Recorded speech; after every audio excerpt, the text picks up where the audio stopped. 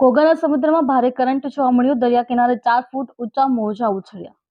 જમ્મુ કાશ્મીરમાં ભારે વરસાદ થઈ રહી છે ત્યારે ગુજરાતમાં પણ હવે ઠંડી વધે તેવી શક્યતાઓ છે. ઉત્તર પૂર્વીય પવનો ફૂંકાઈ રહ્યો છે.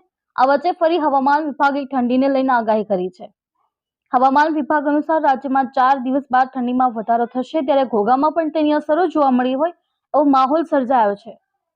ઘોઘામાં હાડ થીચવતી ઠંડી પડી રહી છે તેમજ પવનની તીવ્રતામાં પણ વધારો જોવા મળી રહ્યો છે. સાથે જ દરિયાકાંઠે 4 થી 5 ફૂટ ઊંચા મોજા ઉછળી રહ્યા છે. વિશાળ સમુદ્રમાં હવે કરંટ જોવા મળી રહી હોવાનું નિયમિત દરિયો ખેડતા સાગર ખેડૂતો જણાવી રહ્યા છે.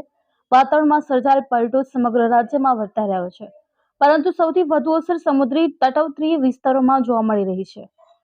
ગુજરાતના સૌથી લાંબો દરિયા કિનારો ભાવનગર જિલ્લામાં આવેલો છે ત્યારે આજે હવામાનની અસર દરિયો બયાન કરી રહ્યો છે.